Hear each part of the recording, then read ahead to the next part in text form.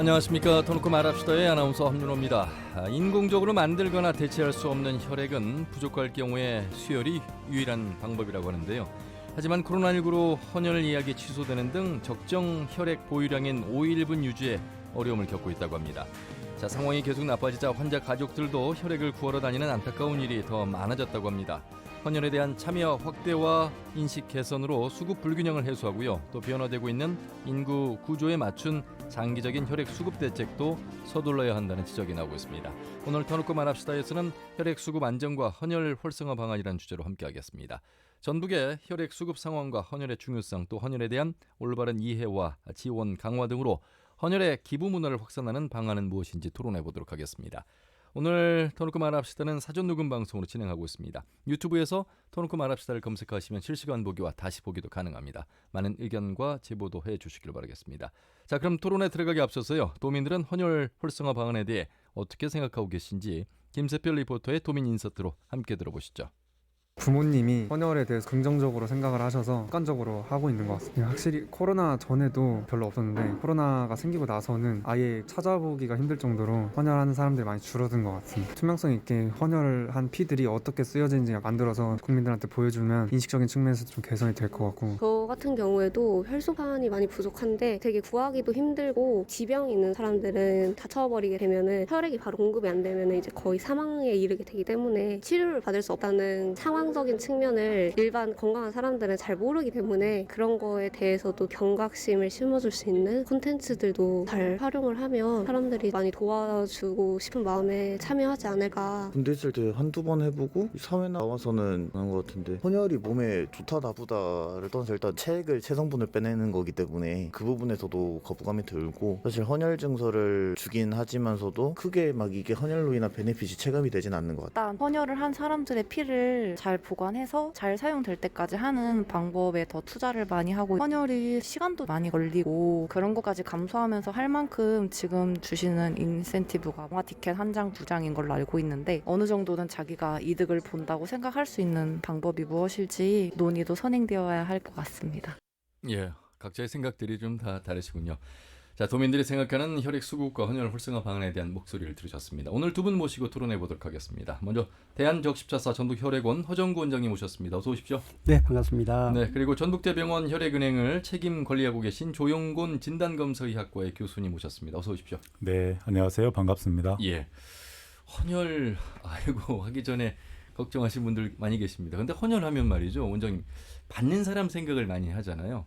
사실 하는 사람의 건강도 체크할 수 있는 수단이면서 둘 다 좋은 헌혈인데, 이 헌혈에 대한 우리가 이해를 조금 한번 해보고 진행을 해보면 어떨까 싶어요. 헌혈 의미에 대해서 좀 더 한번 짚어주세요. 헌혈이라고 하면 사전적 의미는 혈액을 바친다는 의미죠. 예. 사실은 건강한 사람이 자신의 생명과 같은 혈액을 타인을 위해서 아무런 대가 없이 나누어주는 숭고한 생명 나눔 운동이라고 보시면 되겠습니다. 예, 숭고하고 고귀한 행위인데 잘 안 하고 있습니다. 이게 혈액원이 보니까 전주시 장동 혁신로에 소재하고 있습니다. 그리고 헌혈 버스를 통해서 헌혈을 하고 있고, 또 기관을 찾아가고 있고, 많은 헌혈할 수 있는 기회가 있습니다만 요즘 헌혈하는 사람들이 줄어들고 있다고 해서 걱정인 이 상황에 대해서 오늘 이제 터놓고 말합시다에서 토론을 통해서 더 많은 말씀을 나누겠습니다만, 조용곤 교수님 혈액은행을 책임 관리하고 계시는데, 이 혈액은행은 또 어떤 거고요? 어떤 일들을 하고 계시는지도 좀 들어보고 싶습니다. 네, 지금 전북대학교 병원 진단검사학과 안에 혈액은행이 이제 설치되어 있는데요. 예. 말 그대로 은행 그러면 이제 뭘 이렇게 보관하고 돈처럼 그렇죠. 나눠주는 그런 역할을 하는 곳이고요. 예. 지금 전라북도의 대한적십자사 전북혈액원으로부터 혈액을 공급받아서 예. 이제 병원에 필요한 환자에게 이제 연결해주는 중간 어떻게 보면 예. 유니트라고 보시면 되는데, 예. 혈액은행이 아무래도 어떤 환자에게 혈액형이 맞는지 또 안 맞는지 검사도 해야 되고, 예. 또 수혈 과정에서의 어떤 부작용이나 이런 것도 관리를 해야 되는 측면이 있어서 생각보다는 일이 많습니다. 그렇습니까? 네. 아무리 의사가 의술이 좋아도요, 수혈이 필요한 환자에게 필요한 건 딱 그 피 아니겠습니까? 네, 맞습니다. 예, 그런 의미에서 헌혈이 굉장히 중요하다는 말씀을 한 번 더 강조해 주시면 좋겠어요. 네, 지금 뭐 과학 기술이 발달하고 있고 또 인공혈액도 개발하고 있다고는 하지만 아직은 현실적으로는 예. 좀 안 되고 있는 것 같고요. 지금 현재 뭐 재생산이 불가능한 그런 자원인데 유일하게 헌혈을 통해서만 환자가 필요한 혈액을 줄 수가 있겠습니다. 예. 녹음 시점에서의 어제 제가 혈액원을 취재를 다녀왔어요. 그리고 헌혈버스에 타서 이제 헌혈을 해야 되겠다 싶어서 조회를 해보니 99년도에 하고 헌혈을 안 했더라고요. 그리고 나서 헌혈 봉사회가 있어서 그분들 만났더니 회장님, 부회장님 300개, 400개 이상을 하신 분들이어서 제가 살면서 이렇게 부끄러워하게 될 줄은 몰랐는데 글쎄 하는 사람들은 습관적으로 많이 합니다만 하지 않는 사람들은 저처럼 뭐 20년 넘게 한 번도 하지 않은 사람들도 많습니다. 헌혈하는 것에 대한 거부감, 꺼리낌, 걱정. 그래서일까요? 코로나19 속에서 헌혈의 양이, 그러니까 보관해야 될 양이 있는데 이게 지금 최근에 많이 떨어지고 있다고 해서 지금 현재 상황 좀 말씀해 주세요. 네, 오늘 아침 현재 전국 상황은 3.21분을 보관을 하고 있는데 예. 저희 전북 도내 혈액 보유량은 4.11분입니다. A형은 4.61분이고요. 예. B형은 4.41분, O형은 3.11분, AB형은 4.71분입니다. 전국 상황보다는 괜찮네요. 전북 상황이 좀 더 나은 상황입니다. 예. 5일분 정도는 항상 늘 보관하고 있어야 된다 이렇게 말씀을 하시던데. 네, 적정 보유율이 5일이고요. 예. 그거보다 떨어지면 이제 저희가 4단계로 관리를 하고 있습니다. 예. 네. 아무래도 이제 코로나19로 비대면 상황이 계속 이어지고 하다 보니까 이제 단체가 함께 모일 수 있는 이제 기회를 줄여야 되는 거잖아요. 그래서 단체 예약이 취소되는 사례도 좀 발생하고 있을 것 같아요. 아무래도 코로나19가 호흡기 질환 감염병으로 전염이 되기 때문에 예. 일반 단체에서는 아마 그런 우려 상황 때문에 단체 헌혈을 많이 취소를 하고 있고요. 예. 그래서 단체 헌혈이 줄어들기 때문에 전체 혈액 재고 수준도 조금 적정 보유율보다 좀 낮은 상황입니다. 예. 언제 어떻게 사고가 일어나서 환자 입장에서 수혈을 해야 되는 그런 상황이 벌어질지 모릅니다. 그렇기 때문에 최소한 평균 보유량이 5일분은 가지고 있어야 된다 이런 말씀이신데 비축이 안 될 경우에 문제가 그럼 발생을 할 수 있겠습니다. 조영근 교수님. 네, 그렇죠. 지금 적정 혈액 보유량을 5일로 잡고 있는데요. 예. 이게 사실은 하루 사용량의 5배 되는 분량입니다. 예. 근데 이제 말씀하신 것처럼 갑자기 큰 대형 사고가 일어난달지 국가 재난위기급의 어떤 사안이 생겼을 때 예.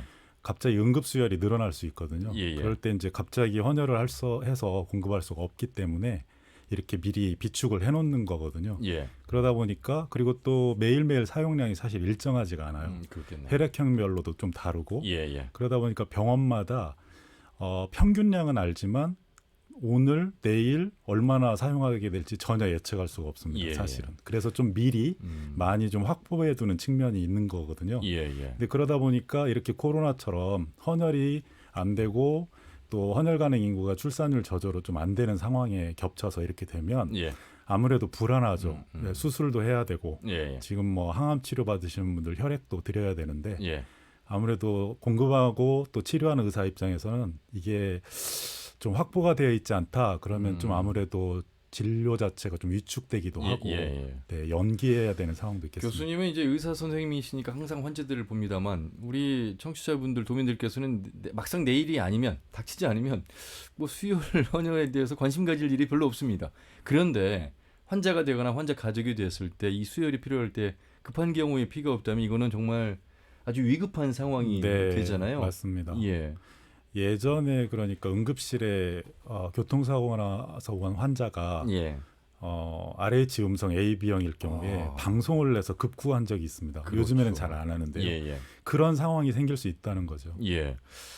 헌혈에도 종류가 좀 나뉘어지더군요. 네, 예. 맞습니다. 전혈 헌혈과 뭐 성분 헌혈 이렇게 말씀하시던데. 네, 전혈 헌혈은 말 그대로 이제 전체 혈액을 그냥 이렇게 빼내서 혈액백에 담는 그런 과정이어서 별도의 어떤 여과 과정 같은 게 없고요. 예. 성분 헌혈은 이제 예를 들어 혈소판이랄지 혈장이랄지 이런 특정 성분만을 이렇게 모으는 과정이어서 예. 나머지 성분은 다 헌혈자에게 돌려드리기 때문에 좀 시간이 걸립니다. 예. 여러분 헌혈을 하고 싶다고 해서 누구나 다 헌혈할 수 있는 건 아닙니다. 그렇죠.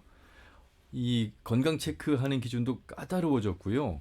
상당히 내 자신이 건강해야만 헌혈을 할 수 있다는 것을 알게 됩니다. 그렇기 때문에 헌혈하시는 분 입장에서도 건강을 체크할 수 있는 좋은 수단이 될 수 있습니다. 까다롭게 할 수밖에 없는 이유들이 있지 않겠습니까, 원장님? 네, 아무래도 저 헌혈 혈액이 병원에 있는 아픈 환자한테 수혈이 되기 때문에 예. 네, 건강한 사람이 건강한 혈액을 안전하게 공급해야 되기 때문에 예, 건강한 사람이 헌혈을 하는 게 당연한 것 그렇죠. 같습니다. 기저질환이 있거나 또 약을 뭐 복용하고 있거나 이런 경우에는 안 되더군요. 예, 네, 그렇죠. 예. 네, 아무래도 혈액 속에 그 성분들이 다 흡수가 되어서 순환을 하고 있는 거기 때문에 예. 만일 수혈 받으신 환자가 산모이거나 만일에 소아아기 환자인 경우를 생각해 보면 예. 그런 것까지 모두 감안해서 결국은 헌혈 과정에서 다 만일 그런 위험한 성분 같다 그러면 배제를 해야 되는 게 원칙인 것 같습니다. 예. 헌혈하고 나면 이제 헌혈증을 받게 됩니다. 그 헌혈증은 나중에 본인이 필요한 경우에 다시 수혈을 받을 수도 있고 누군가에게는 기부를 할 수도 있습니다. 그 헌혈에 대한 이해를 조금 더 여러분들께서 좀 더 안심하고 좀 편리하게 접근을 하면 좀 좋겠다 이런 말씀을 드리고 싶고 단체 예약인 경우에 보통 이제 기관을 많이 찾아가시잖아요. 군부대 아니면 이제 고등학교, 대학교 요즘 이제 단체가 많이 그래서 취소되는 경우 개인 스스로가 좀 적극적으로 헌혈에 참여하고 싶어도 어떻게 해야 될지 모르는 사람들도 많이 계시잖아요. 그런 분들에게는 어떤 방법이 있겠습니까? 전북 혈액원에서는 이제 헌혈 버스가 5대가 있고요. 예. 헌혈의 집을 7군데를 운영을 하고 있습니다. 헌혈의 집 전주 간간히 볼수 시내는 있습니다. 예. 전주 시내에는 이제 4군데, 예. 5군데, 군산하고 익산에 1군데씩 해서 총 7군데의 헌혈 집을 운영하고 있습니다. 예. 요즘 백신 접종 맞고 있고 이상 반응도 일어나고 있고 코로나19 속에서 감염에 대한 걱정이 높아지고 있잖아요. 헌혈하면 내가 감염될 수 있어. 이렇게 뭐 걱정하시는 분들이 당연히 뭐 있을 수 있습니다. 네. 예, 어떻게 설명을 하시겠습니까? 사실 이 혈액이라고 하는 매개를 통해서 감염되는 상황이거든요. 예. 근데 코로나19 바이러스 감염은 일단 호흡기 감염이어서 예. 실제 혈액을 통해서 감염된 사례가 전 세계적으로 단 한 번도 없고요. 현재까지. 예. 그리고 이제 이 질환의 병태 생리학적으로도 보면 그럴 가능성이 좀 떨어지죠. 그래서 일반인들이 이제 보실 때는 사실 우려스러우시겠지만 안심하셔도 될 것 같고요. 예전에 정말 미국 경우도 그랬는데 헌혈을 하시면 그 혈액을 에이즈 검사를 해드리거든요. 그래서 예전 얘기지만 뭐 헌혈하면 에이즈 걸린다 이런 루머도 있었습니다. 아니, 지금은 많이 들었죠. 이제 해소됐지만. 네. 네. 코로나19 백신 접종한 분들이 헌혈을 해야 된다면 얼마의 시간이 지난 후에 해야 되는지 또 최근에 본인이 복용하고 있는 약이 있다면 이 약을 복용하는 경우는 안 된다든지 안 되는 분과 되는 분의 어떤 차이가 있죠? 네, 맞습니다. 예를 들어서 일반 감기약이나 뭐 진통제 많이 드실 수 있잖아요. 그런 경우는 일주일 정도 헌혈이 안 되실 수 있고요. 지금 코로나 백신도 1차, 2차 지금 맞고 계신데 1차 접종이든 2차 접종이든 각각 기본적으로 일주일간 7일 안 되시는데 가끔 이제 접종 부위가 붓거나 아프실 그런 이상 증상이 있을 때는 증상이 사라진 날로부터 또 일주일이 경과하셔야 됩니다. 그러니까 헌혈을 해야 되는 그런 상황에서 헌혈을 하셔야죠. 그렇지 않은 상황에서 잘못 체크하고 헌혈을 하셨을 경우에 나중에 그 헌혈을 폐기하거나 다른 용도로 쓰는 경우도 발생할 수 있습니다. 그렇기 때문에 본인도 꼼꼼하게 좀 더 그런 문진표에 작성을 하셔야 되겠고 이렇게 시민의 헌혈이 소중하게 관리하고 전달이 되는 그 과정 속에서 혈액원의 역할 중요하지 않겠습니까? 헌혈의 집이나 헌혈 버스에서 체열된 혈액은요, 그 성분별로 제조를 하고 저희 NAT라는 데에서 혈액형 선별 검사를 해서 안전한 하고 안정된 그 정상 혈액만을 저희가 의료기관에 공급을 하게 되겠습니다. 헌혈 절벽 속에서 환자 가족이 직접 그러니까 혈액을 구하기 위해서 나서고 있는데 지정 헌혈 해달라는 부탁들 요즘 최근에 뉴스화가 되고 있습니다. 이게 어떤 겁니까? 사실 지정헌혈은 예전에 RH- 희귀혈액형을 예. 방송을 통해서 이렇게 극구한다는 예. 걸 많이 보셨을 겁니다. 예. 그런 제도였는데 최근에 이제 일반 헌혈이 많이 줄어들다 보니까 일부 SNS를 통해서 가족들이 혈액을 구한다는 그런 얘기들이 많이 있습니다. 사실 근데 국내에서 피를 사고 파는 행위는 이 불법인 거죠? 네, 매매는 혈액관리법에 의해서 금지되고 있습니다. 예. 그러니까 어떤 혈액원을 통해서 공급을 받아야만 되는 그런 상황 속에서 물론 이제 환자 입장에서는 위급하다 보니까 긴박한 상황에서 SN을 통해서 찾기도 합니다만 지금 그러니까 원래는 희귀 혈액형 안에서의 지정 헌혈이 도입이 됐는데 지금은 워낙 혈액량이 부족하다 보니까 이런 경우가 이제 발생하고 있다는 말씀이십니다. 조영곤 교수님, 이 지정 헌혈 관련해서 요청하는 경우에 대해서 좀 설명을 해주세요.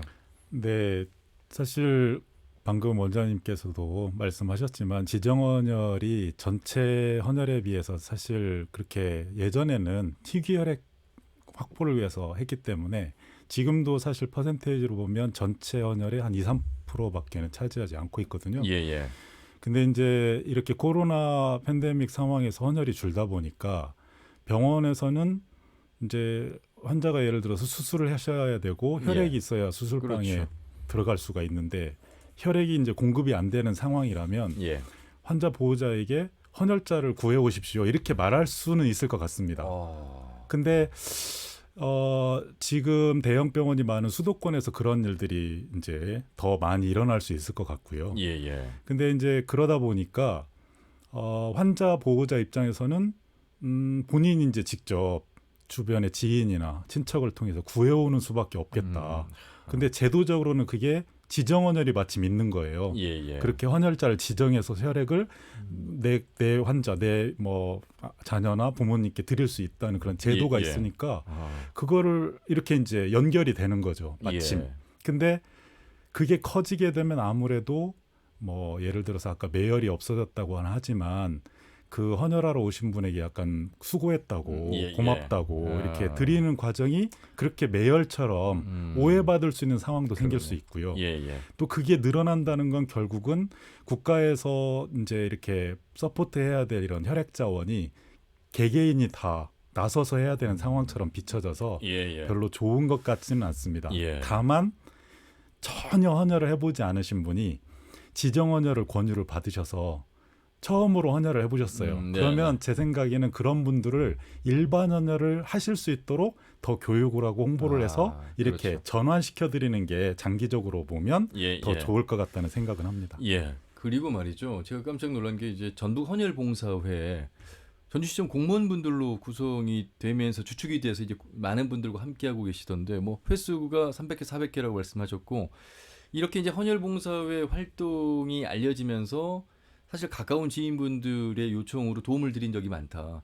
헌혈증을 한두 장이 아니라 뭐 여러 수십 장을 모아서 보내고 있는데 마치 자기 딸을 시집 보내는 것 같은 기분이다. 이런 뭐 아주 생생한 말씀들을 많이 하셨어요. 이 봉사회 활동하시는 분들 참 박수 보내드리고 싶어요.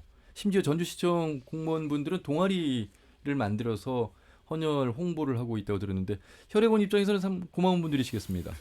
아무래도 이제 공무원들이 공무도 바쁘신데도 불구하고 사실 헌혈까지 이렇게 참여해 주시고 또 봉사회까지 만들어서 많은 공무원들이 헌혈에 참여할 수 있도록 홍보도 해 주시고 참여를 독려해 주시는 거에서 너무 감사를 드리고 있습니다. 400회 이상, 500회 이상 하신 분들 건강하시냐고 여쭤보니까 더 건강을 확인하려고 더 헌혈을 합니다. 이렇게 말씀을 하셨어요. 의사 선생님 입장에서 헌혈 이렇게 자주 하고 많이 해도 괜찮은 겁니까? 네, 실제 우리 몸은 이제 혈액은 골수에서 만들어지거든요. 근데 실제 우리가 갖고 있는 혈액의 한 15% 정도는 실제 사용량이 아니라 아까 우리 예비로 이렇게 비축하듯이 예비량으로 갖고 있는 거거든요. 그리고 실제 하루에 50ml씩은 계속 파괴가 되고요. 새로 만들어집니다. 항상. 그 말씀이 맞네요. 그러니까 한 4시간 지나서 수분만 섭취해도 다시 회복이 된다 이런 말씀이에요. 네. 예, 안심하고 여러분 헌혈하셔도 좋고요. 오히려 건강을 진단하고 체크하는 그런 좋은 수단이 되고 있다는 말씀을 드리면서 지정 헌혈 관련해서 말씀을 좀 드리고 있었는데 이번에는 실제로 지정 헌혈 가족 한 분을 전화 연결해서 그 상황 말씀을 들어보도록 하겠습니다. 이미순 선생님 전화 연결되어 있습니다. 안녕하세요. 안녕하세요. 예, 방송 들으시는 분들 가운데 지정 헌혈을 모르시는 분들도 많이 계실 것 같아요.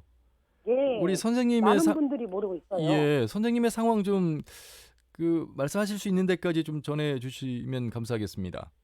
예, 저는 지난 6월에 남편이 피곤하다며 영양주사를 맞으러 갔다가 급성 백혈병 진단을 받았어요. 예. 현재는 서울에 있는 병원에서 좀 항암 2차 치료 과정에 있는데 예. 앞으로 치료 과정이 좀 많이 남아 있거든요. 예. 그런데 백혈병 특성상 많은 양의 피가 필요하거든요. 아하. 근데 이제 병원에서 코로나로 인해서 수급이 어렵다고 하니까 정말 걱정입니다. 예. 그래서 혈액 수급의 어려움에 겪자 지금 직접 지정 헌혈 찾아다니시는 건가요? 예, 제가 운영하는 블로그에도 올려보고 예. 또 뭐 단체방이나 SNS에 많이 올렸는데 예. 아직은 생소한지 이렇게 많은 반응들이 없어요. 그러니까 이제 결국에는 제 주위 분들의 관계망을 통해서 예. 지정 헌혈을 받고 또 헌혈증을 많이 받고 있는 상황입니다. 예. 이미순 선생님뿐만 아니라 다른 분들도 이런 같은 방식으로 올리시는 분들도 많이 계실 것 같아요. 예, 저도 단톡방에서 가끔 올라오는 글들을 볼 수가 있어요. 예. 참 뭐 가족분 경우에 일단 가장 가까운 지인들, 친인척을 통해서 먼저 좀 도움을 요청하시겠고 그마저도 허락이 되지 않을 경우에 오픈된 방에 이제 요청을 하고 있습니다. 그렇게 함으로써 좀 많은 도움을 받으셨고 지금도 받고 계시나요? 예, 사실 정말 많은 사람들이 뭐 헌혈증과 지정 헌혈을 통해서 예. 진짜 많은 도움을 받고 있거든요. 예. 예. 이미순 선생님도 그 생명나눔이라고 전에는 할 수 있죠. 남편분의 이 상황이 발생하기 전에는 헌혈에 대한 인식이 좀 지금만큼은 아니셨겠습니다. 완전히 180도 달랐죠. 야. 그냥 헌혈 이렇게 단순하게 생각을 했지. 예. 생명을 나누고 그 기다리는 사람한테는 얼마나 간절한 것인지 몰랐었죠. 예. 그래서 아마 이렇게 헌혈증을 또 헌혈해 주신 분들에 대한 감사함이 더 많아지셨다 이런 말씀이실 텐데 지정 헌혈이 뭐 제대로만 쓰이면 좋겠습니다만 악용될 수도 있다는 그런 뭐 우려의 목소리도 있고 한편으로는 헌혈을 좀 더 해야 되겠다 그런 관심을 높이고 있다는 긍정적인 측면도 있는데 이 부분은 어떻게 혹시 생각하고 계실까요? 저 또한 지정 헌혈을 요즘 권장하면서 문제가 된다고 얘기를 하는데 예. 저는 문제가 되는 건 아니라고 생각합니다. 아까 선생님 말씀하셨듯이 예. 제 주위에도 그동안 헌혈에 대해서 관심이 없다가 뭐 한 다리 건너 두 다리 건너 이 사람이 이렇게 유급하대 그러면 지정 헌혈을 정말 해줘요. 예. 그런데 그분들이 지정 헌혈을 하면서 이렇게 하니까 정말 필요한 거구나 해가지고 그냥 앞으로 꾸준히 나도 예. 정기적으로 헌혈을 해야겠다. 예. 이런 분들이 정말 많이 있거든요. 예. 긍정적인 그렇군요. 방법이라고 생각해요. 지금도 이제 병원에서 입원 치료 중이다 이런 말씀을 하셨는데 계속해서 이제 네. 수급이 필요한 상황인데 병원 측에서도 혈액이 부족하다고 하니까 직접 나서서 요청하라고 이런 말씀을 들으신 건가요? 네, 메시지가 와요. 그러면 정말 하늘이 막 노랄 정도로 해요. 왜냐하면 혈소판이 떨어지는데 피가 없다고 하면 예. 정말 위험하거든요. 앞에서 시민들의 목소리 인서트가 나갈 때 말이죠. 맨 마지막에 말씀하신 분이 헌혈을 하고 나서 조금 더 현실적인 인센티브라고 그럴까? 이런 것들이 좀 제도가 보완됐으면 좋겠다 이런 말씀을 하셨는데 혹시 이민수 선생님 느끼시는 바가 있으시다면요? 저도 또한 지금 인센티브가 너무 약하다 이렇게 생각하고 있어요. 한편에서는 또 그거 봉사활동 4시간 예. 하기 싫어서 그냥 헌혈로 때운다 이렇게 말을 하는데요. 예. 정말 땀과 시간만이 들여야만이 봉사가 아니라 아예 생명을 나누고 시간을 나누고 청소년들이 그 헌혈을 하는 과정에서 피가 피가 나갈 때, 이게 예. 누군가에게 생명이 되겠구나 생각하는 게 오히려 더 인성이나 교육에 많은 도움이 될 거라고 생각하고 있어요. 예. 그리고 또한 인센티브가 너무 약하다. 뭔가 제도적으로 보완이 필요하다. 예. 이렇게 생각하고 있습니다. 그러니까 이렇게 환자 가족 입장에서 이제 수혈을 하는 상황에서는 좀 더 헌혈하신 분들에 대한 생각을 좀 더 많이 해 주셔야 된다. 이런 생각을 더 강하게 하시는 것 같습니다. 참 급성 백혈병으로 지금도 치료 중에 계시고 수혈을 해야 되는 상황 속에서 지정 헌혈 요청까지 직접 나서서 하신 이민수 선생님 말씀이 많은 청취자분들께 도민들께 전달이 잘 되실 것 같습니다. 뭐 혈소판과 혈액 기증만큼 또 조혈모 세포 등의 기증에도 관심이 확대되기를 바라실 것 같습니다. 아울러서 도민들께 좀 더 당부하고 싶은 말씀, 부탁하고 싶은 말씀 있으시면 해주시죠. 예, 조혈모세포 기증은 혈액암 환자에게는 항암 치료를 다 마치고 나서 건강한 조혈모를 이식함으로써 그 사람의 몸에서 이제 새롭고 건강한 피가 생성되게 하는 정말 하나의 생명을 낳게 하는 거거든요. 예. 근데 아직은 조혈모세포 기증이 그렇게 활성화되지도 않고 좀 어렵지 않을까 생각하는데 요즘은 뭐 이렇게 그 뉴스에서 채취하는 것도 아니고 헌혈하는 것처럼 예. 조혈모세포를 채취하는 거니까 좀 많은 사람들이 동참을 해서 정말 인생에서 한 번은 내가 누군가에게 생명을 살린다. 그래서 주는 사람이나 받는 사람이나 정말 값진 경험들이 되는 거거든요. 예. 많이 알려졌으면 좋겠습니다. 예. 그리고 제도적으로도 조혈모세포 기증자에게는 정말 헌혈 못지않게 필요한 제도적인 보완이 있어야 된다고 생각합니다. 예.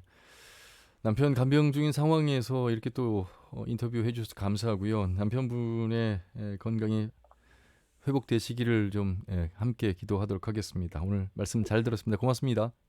예, 감사합니다. 예. 네.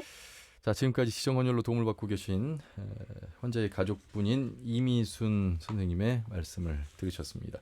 조혈모세포 관련해서 좀 말씀을 해주세요. 예, 조영군 네. 교수님. 조혈모 세포는 이게 헌혈 혈액이 아까 골수에서 만들어진다고 말씀드렸잖아요. 근데 이제 혈액을 만드는 세포가 골수에 있다 보니까 이 만드는 세포를 이렇게 공여자부터 받아서 수혈하듯이 드리면 이게 골수를 찾아가서 이렇게 재생을 하거든요. 예. 근데 이제 헌혈처럼 어떤 기증자가 없으면 본인이 아까 전화로 연결하신 급성 백혈병이다. 그러면 골수의 암 세포 때문에 정상 세포가 이제 다 죽거나 아예 정상 세포를 생산할 수 없는 상황인 거죠. 예. 그러다 보니까 조혈모 세포를 기증을 해 주시는데 또 다 맞지도 않아요. 그렇군요. 맞는 분을 또 찾아야 돼요. 예. 그러다 보니까 그 기증자 풀이 좀 충분해야 적합하신 분을 또 찾기가 그렇겠네요. 가능성이 있거든요. 예. 일단 뭐 누군가는 또 언젠가는 이 수혈이 필요한 환자가 될 수도 있기 때문에 평상시 건강하실 때 여러분 헌혈을 좀 많이 자주 하시면 언젠가는 도움을 서로가 이제 주고 받을 수 있다 이런 말씀이시고 헌혈만큼 이 고귀하고 생명을 지킬 수 있는 아주 소중한 행위다 이런 말씀을 이제 우리 혈액원의 허정구 원장님도 말씀을 하셨는데. 자, 오늘 터놓고 말합시다. 혈액 수급 안전과 헌혈 활성화 방안이라는 주제로 전북대병원 진단검사의학과의 조영곤 교수님 그리고 대한적 십자 전북혈액원 허정구 원장님과 말씀을 나누고 있습니다. 유튜브를 통해서 실시간 보기, 다시 보기 가능합니다. 많은 의견 올려주시고요. 헌혈에 대한 문의도 해주시길 바라겠습니다. 자, 헌혈이 부족하기 때문에 이렇게 희귀 혈액이 아닌데도 불구하고 지정 헌혈 요청하신 분들이 많다는 말씀하셨는데 헌혈의 집, 인센티브 관련해서 노력 혈액원에서도 계속 하고 계시잖아요. 네, 그렇습니다. 네, 말씀해 주시죠. 헌혈 횟수에 따라 뭐 포상도 하고 연말정산 때 세금 혜택도 주고 뭐 이런 것들도 있다고 들었습니다. 예, 헌혈을 이제 헌혈을 지속적으로 해주시는 분들한테는 30회면 헌혈유공 은장, 50회는 금장, 100회는 명예장, 200회는 명예대장, 300회는 최고 명예대장을 드리고 있고요. 헌혈이 끝나고 나면 헌혈 증서를 드리고 있지 않습니까? 헌혈 증서는 나중에 본인이 이제 본인이나 본인 가족 중에 병원에서 입원하고 퇴원하실 때 그거를 본인 부담 금액에서 그만큼의 공제를 해드리고 있고요. 예. 헌혈 증서를 또 안 받을 아니요 헌혈 증서 아니요 헌혈 증 죄송합니다. 예. 네. 헌혈을 하시고 나면 이제 기념품을 드리고 있는데 그렇죠. 예, 기념품을 안 받으시고 기부권을 가지고 가시는 분이 있습니다. 그 기부권을 또 기부하시는 분들도 계시더군요. 네, 그거는 기부권을 모으셔서 또 기부 행위를 해주시기도 하고요. 예. 그런 기부권을 모아서 저희는 또 우리 주변에 어려운 이웃들을 위해서 또 다른 이제 또 구호 활동을 펼치고 있습니다. 예. 그리고 이제 헌혈 씨 당연히 기본적인 혈액 검사를 또 받게 되잖아요. 네, 기본적으로 이제 헌혈을 하시게 되면 혈액형 예. 검사를 하고요, BC형 간염 검사를 하고요, 예. 그다음에 매독 항체 검사 등 기본적으로 7가지의 기본 검사를 하게 돼 있고요. 예. 정기적으로 헌혈을 하게 되면 ABO 프렌즈라고 등록 헌혈에 이제 가입을 하시는데 그렇게 되면 1년에 한 번씩 추가적으로 간 기능 검사 등 콜레스테롤 검사 등을 추가적으로 해드리고 있습니다. 예. 우리가 IMF 때 금 모으기 운동에 자발적으로 참여들 많이 하셨잖아요. 어려울 때일수록 우리 국민들이 시민들이 함께 동참하고자 하는 그런 마음가짐은 다 가슴 안에 있습니다. 그런데 이 헌혈 관련해서만큼은 조금 더 홍보가 좀 필요할 것 같아요. 안전하다, 안심하고 헌혈을 하는 사람도 건강을 체크할 수 있는 좋은 수단이 될 수 있다. 물론 받는 사람 입장에서는 당연히 필요로 한 수혈이 되겠습니다만 헌혈 캠페인 저희 뭐 KBS 한국방송 저희 방송사도 이제 때때로 이제 특집을 마련해서 진행을 하고 있습니다만 그런 특별한 기회가 아니라 1년 365일 항상 이 헌혈의 홍보 캠페인은 펼쳐져야 되겠다 이런 생각을 이번에 좀 하게 됐습니다. 조윤공 교수님. 네, 예. 네. 이게 헌혈이 자발적인 그 운동이 되어야 좀 장기적으로 잘 갈 것 같습니다. 이렇게 어떤 물론 제도도 중요하지만요. 그러다 보니까 이게 문화로서의 어떤 정착이 되는 게 가장 중요하지 않을까 그런 생각이 있고요. 참고로 지금 보건복지부가 6월 8일 날 이제 어떤 혈액관리법 시행령 개정안을 내서 국가 차원에서 이제 이런 헌혈을 장려할 수 있는 그 헌혈 협의회를 만들었습니다. 예. 국가 헌혈 협의회를 만들었고 9월 17일 날 첫 회의를 열었거든요. 화상회로. 근데 이제 그런 국가 차원에서 지금 이제 뭔가 좋은 제도도 만드시고 그렇게 더불어서 사회적으로도 그걸 부합할 수 있는 어떤 문화 운동이 같이 일어나주면 이 헌혈이 두렵거나 또 잘 몰라서 정말 필요한 분들에게 혈액이 안 돼가지고 정말 이렇게 어떻게 보면 사각지대죠. 우리가 정보를 몰라서 그런 어떤 불상사가 일어나지 않도록 하는 그런 부분들의 홍보는 너무나도 지금 현재 단계에서 필요한 것 같습니다. 예.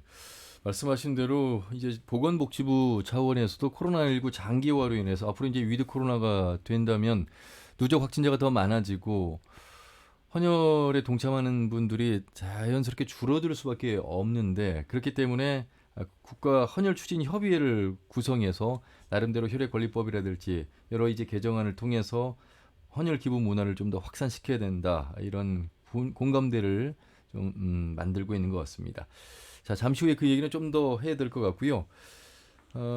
저출산 고령화가 되고 있으면서 헌혈할 수 있는 사람이 이제 줄어들고 있습니다. 잠시 후에는 이제 헌혈 봉사회에 헌혈왕을 하신 한 분을 또 전화 연결해서 왜 이렇게 많은 헌혈을 하고 있고 헌혈하면 어떤 점이 좋은지를 듣겠습니다만 글쎄요, 헌혈 단체 헌혈 뭐 예약 취소도 이해가 됩니다만 개인적으로 10명 중에 뭐 50대, 60대 나이대에 따라서 다르겠습니다만 10명이 오시면 헌혈이 가능한 분이 생각해 보면 많을 것 같은데 그렇지 않은 현실이다. 이 방송 전에 그 말씀 듣고 깜짝 놀랐습니다. 조윤공 교수님 실제로 그렇습니까? 네, 이제 대개 우리나라는 고등학교 때 헌혈을 많이 이제 시작하게 되면서 사실 고등학생들이 헌혈을 많이 합니다. 그리고 아까 원래 만 17세 이상이 되면 할 수 있게 되는 거죠? 법적으로 그렇고요. 그리고 아까 인서트에 잠깐 나왔는데 군대 시절에 헌혈했다. 맞습니다. 저 역시도 남자분들은 군대 가서 또 헌혈을 하게 되고요.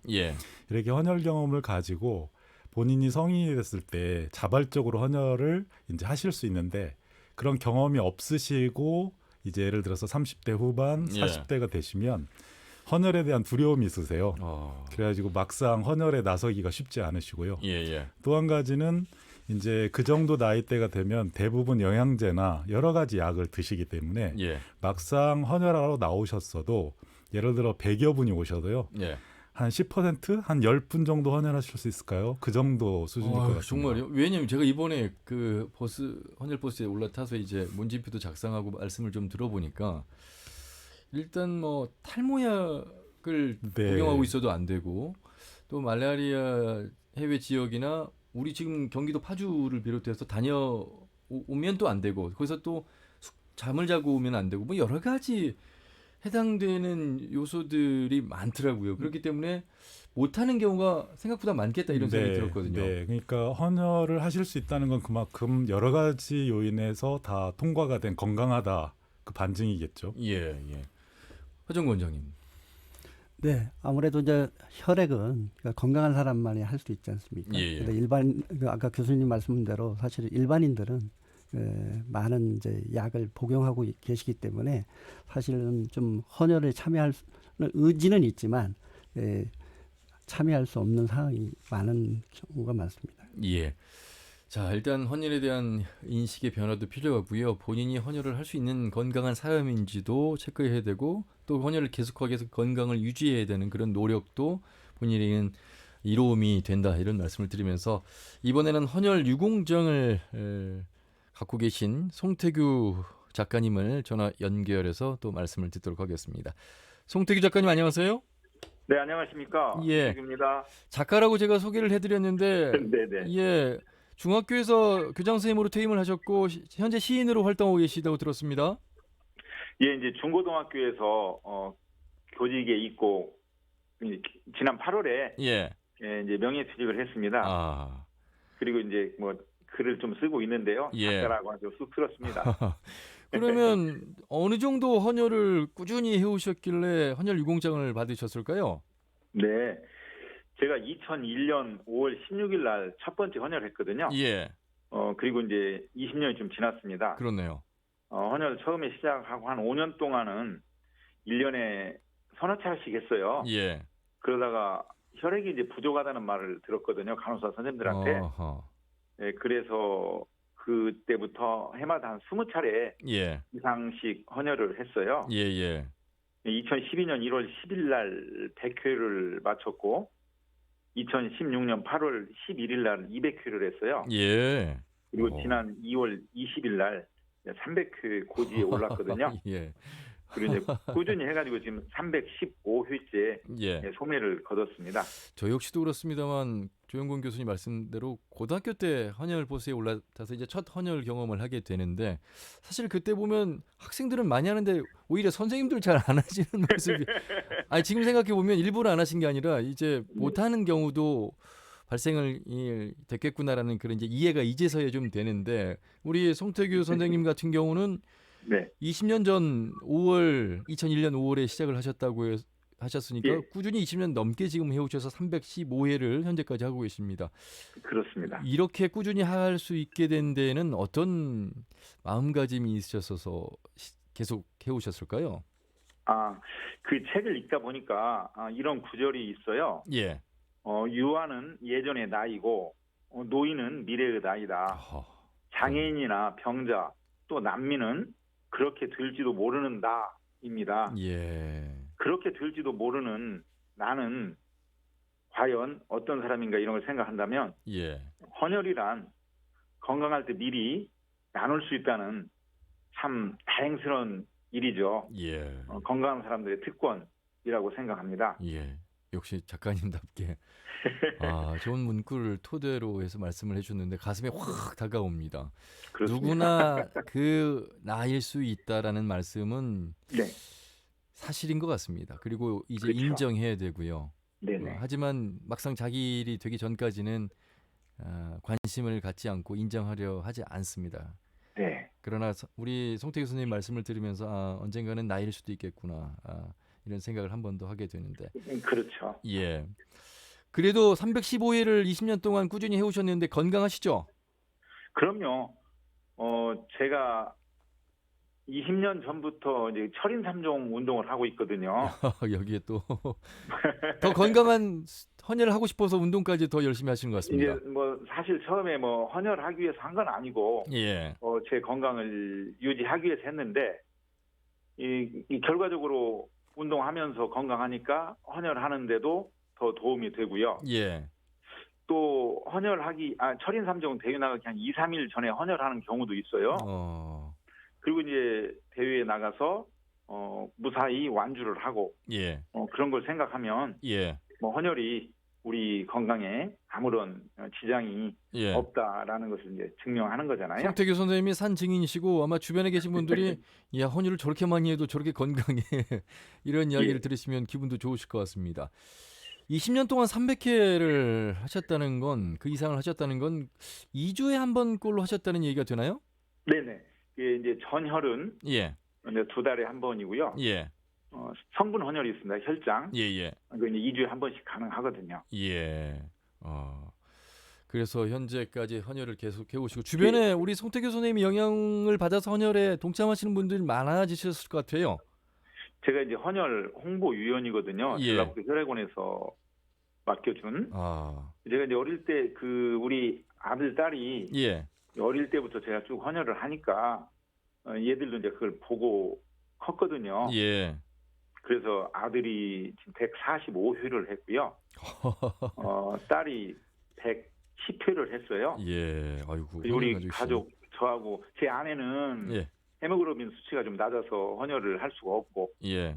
저하고 아들 딸 합해서 500회를 진즉 넘겼죠. 570 정도가 되나요? 제가 계산해 보니까 빨리. 그렇습니까? 예. 그리고 이제 제가 또 홍보위원이다 보니까 제 주위에서 저하고 같이 헌혈을 하는 사람들이 많이 있어요. 예. 그래서 그 친구들이 30번 하면 은장이거든요. 예. 50번 하면 금장이고 그리고 은장 받고 금장 받고 그런 친구들 그걸 보면 저도 참 기분이 좋습니다. 예.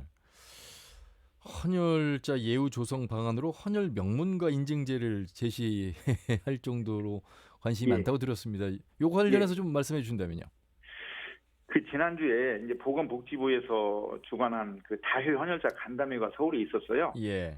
거기 그 초대를 받았는데 전국에서 한 10명 정도가 모였더라고요. 예. 그분들이 이제 다양한 제안을 했는데 저는 우리 혹시 병역 명문가라는 말은 들어보셨죠? 예.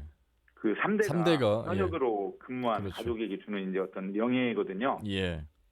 그런 병역 명문가가 있는데 헌혈 명문가를 만들면 얼마나 좋을까? 예. 제가 지난해 수필집을 냈고요. 올해 이제 시집을 냈는데 지난 수필집에다가 6편의 이제 헌혈에 관한 글을 썼어요. 그래서 거기에 이제 헌혈 명문가라는 그런 글을 썼는데 헌혈을 본인 혼자 하는 것도 물론 중요하지만 함께 지내는 가족들에게 권유해서 서로 건강한 삶을 이룰 수 있다면 얼마나 좋을까 그런 생각을 했거든요. 그렇네요. 그래서 헌혈 명문가 뭐 어떤 이제 기준은 이제 여러 가지가 있겠죠. 앞으로 뭐 그런데 정한다면 그렇게 해서 어떤 명예스럽게 자랑스럽게 헌혈을 생각할 수 있는 그런 분위기가 있었으면 좋겠다. 그런 생각에서 이제 헌혈 명문가라는 그런 제안을 하게 됐죠. 나라를 지키는 병역도 중요하고요. 사람의 생명을 살리는 헌혈 그에 못지않게 중요하겠습니다. 그렇기 때문에 헌혈 명문가는 참 바람직한 것 같아요. 누구나 되기 쉽지는 않겠습니다만. 그래서 앞으로 목표가 언제까지 헌혈을 하실 계획이세요? 온 가족이 지금 함께 참여하고 계시는데. 네네. 이제 제 개인 목표는 그 헌혈 정년이 만 69세예요. 제가 약 한 10년 남았거든요. 그럼 1년에 20번 한다고 가정하면 이제 5년이면 100회, 이제 10년이면 200회를 할 수 있어요 앞으로. 그러면 500회가 넘네요. 500회 이제 좀 넘죠. 그 500회를 채우기 위해서는 제 스스로 제 건강 관리를 더 철저히 해야 되거든요. 결국 뭐 헌혈하는 것이 저를 위한 길이 됩니다. 그래서 이제 500회를 하면 제가 이제 헌혈증을 다 모아두고 있거든요. 그때 정말 필요한 기관이나 개인에게 아하. 헌혈증을 이제 전달하고 싶습니다. 예. 그 주무시기 전에 헌혈 증서 이렇게 바라보시는 것만 해도 뿌듯하시겠습니다. 일단 네네. 우리 송태규 선생님 같은 분들, 헌혈 많이 하시는 분들이 건강하셔야 돼요. 그렇죠. 예. 언젠가는 많은 그 송태규 선생님의 헌혈이 지금도 이미 좋은 곳에 쓰이고 있겠습니다만 더 예, 그렇겠죠. 500회까지 달성이 되면 특별한 앞으로의 그 일들이 더 많아질 것 같고 기대가 네. 됩니다. 뭐 좋은 말씀 해주셨습니다만 네. 지금 헌혈 기부 문화가 조금 네. 더 확산이 돼야 된다는 그런 시기인 것 같습니다. 그래서 네. 한 번 더 마무리 강조 말씀해 주시면 감사하겠습니다. 네. 그 헌혈하는 헌혈자들에게 자부심과 보람을 가지게 하는 것이 중요하거든요. 예. 이게 뭐 꼭 금전적인 부분이 아니더라도요. 예를 들면 뭐 박물관이라든가 또는 국립공원 입장할 때 예. 헌혈자들에게 뭐 조그마한 혜택을 주는 아하. 그런 것도 괜찮네요. 동기부여가 되고 확산이 될 수 있는 거라고 생각하거든요. 예. 이런 부분을 정부나 지자체에서 더 많이 연구를 해가지고 또 예. 헌혈하는 사람들하고 어떤 간담이라든가 의견을 들어서 정책에 반영되면 예.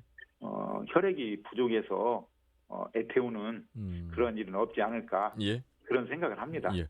허정구 원장님, 우리 송태규 선생님 같은 분에게 감사 인사를 해야 될 텐데 인사 나누시죠. 홍보위원이시라는데. 예, 원장님. 네, 반갑습니다. 예, 반갑습니다. 그 취임하셨는데 사실 뭐 인사도 못 드렸습니다. 제가 사실은 먼저 인사를 드렸어야 되는데 이렇게 방송으로 인사를 드리다 정말 제가 그렇군요. 예. 죄송합니다. 네. 홍보 전에 계셨던 원장님들하고는 예. 이제 그 뭐 같이 간담회하고 했었어요. 예.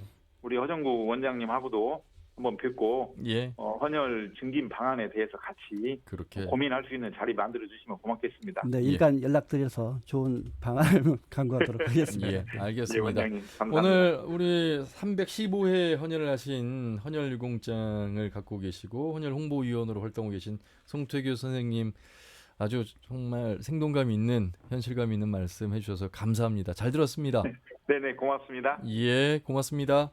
네 감사합니다. 예, 헌혈공장 최고 명예대장 포장증을 받으신 송태규 선생님과 말씀을 나눠봤습니다. 일단 말이죠, 500회가 되는 그 시점, 제가 문득 드는 생각은 헌혈 증서 유효 기간이 없는 겁니까? 네, 없습니다. 그렇군요. 그런데 헌혈을 할 수 있는 나이는 아까 보니까 만 69세라고 말씀하셨는데 그 네. 기간은 있군요. 네, 예전에는 이제 만 60세까지 했는데, 예. 네, 65세까지 했는데 사실은 이제 건강이 이제 많이 이제 좋아지셨잖아요, 어르신들이. 그래서 요즘에는 69세까지 늘어났습니다. 예. 자기 건강 관리만 하면 조영근 교수님 네. 헌혈할 수 있다. 그러니까 네. 만 69세까지 네. 건강하다는 얘기가 되겠습니다. 네, 이제 뭐 만 60세 환갑은 청년이죠. 예, 실제 WHO에서도 청년으로 정의하고 있습니다. 예. 근데 이제 헌혈 유효 기간이 만 69세, 이제 우리나라는 70세이신데 그렇죠. 정말 노익장이라고 예전에 표현했지만 예. 헌혈에서도 정말 이렇게 연세를 드셔도 헌혈할 수 있다. 이런 정말 산 증인들이 많이 나오셨으면 좋겠습니다. 예. 다른 데서 건강 찾으려고 노력들 많이 하시겠습니다만 헌혈하시면서 건강 체크하시고 유지하시고 하루하루 삶의 의미를 되새겨 보시는 것도 지금 송태규 선생님이나 전북 헌혈봉사회 하시는 분들의 말씀을 쭉 들어보면 야, 먼 데서 찾지 않고 가까이에서 좋은 일을 하면서도 찾고 있구나라는 생각이 들었습니다. 헌혈 증서로 누릴 수 있는 여러 가지 방법도 있고요. 또 본인이 필요할 때 헌혈 증서를 통해서 그만큼 또 수혈을 받을 수도 있고.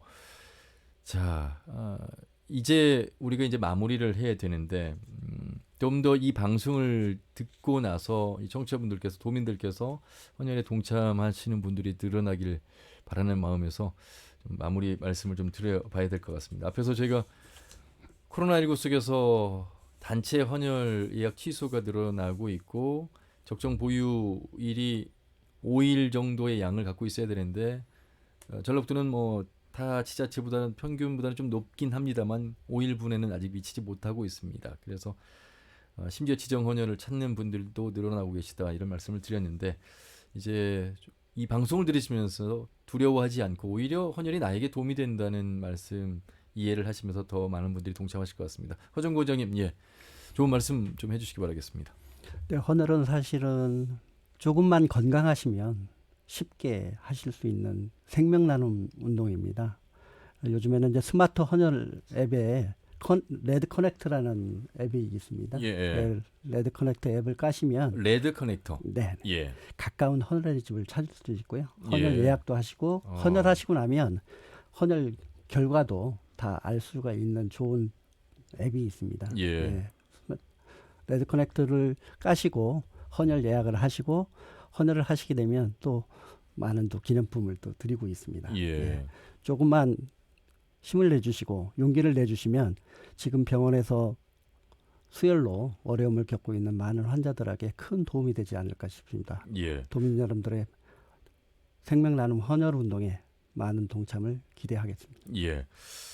우리가 요즘에 이제 코로나19 속에서 여러 가지 재난 문자, 코로나 관련된 문자, 알림 문자를 받게 되는데 사실 뭐 아까 그 송태규 선생님이 말씀하신 것처럼 누구나 나일 수 있다라는 그런 말씀 속에서 온 국민이 대상자일 수 있습니다. 그렇기 때문에 이 헌혈 관련해서도 알림 문자가 조금 더 보급되고 확대가 된다면 물론 이제 많은 분들이 불편해 하실 수도 있습니다. 그런 문자를 받는 것에 대해서. 하지만 말씀드린 것처럼 누구나가 해당될 수 있다는 그런 전제하에서 알림 문자 서비스나 여러 가지 확대 방안들이 더 많을 것 같아서 그런 노력은 좀 해야 될 것 같습니다. 조용근 교수님, 지금 뭐 전북대 병원에서 혈액을 관리하고 계시고 또 진단검사의학과 교수로서 활동을 계시는데 좀 좋은 말씀해 주시기 바라겠습니다. 네, 지금까지 쭉 헌혈에 대한 얘기를 많이 나눠서 너무나 좋은 얘기였다고 생각이 들고요. 병원에서 이제 사용하는 입장에서도 이렇게 귀중한 혈액이 낭비되거나 또 부적절하게 폐기되지 않도록 열심히 노력하고 있다는 점 말씀드리면서 최근에 이제 혈액관리법이 바뀌면서 이제 수혈 관리실이란 게 설치가 됐습니다.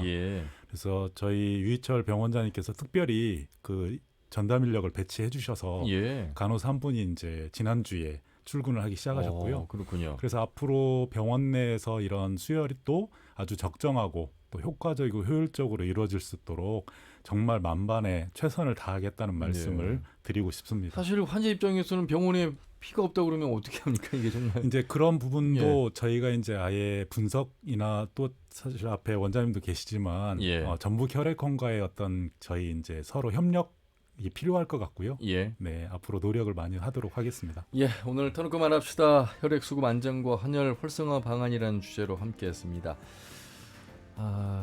조금은 생각이 좀 달라지지 않았을까 하는 기대감을 가지면서 마무리하도록 하겠습니다. 두 말씀 잘 들었습니다. 고맙습니다. 네, 감사합니다. 네, 전북대병원 진단검사의학과의 조용근 교수 그리고 대한적십자 전북혈액원의 허정구 원장님과 함께했습니다. 터놓고 말합시다는 다음 주 일요일 오후 5시 5분에 인사드리죠.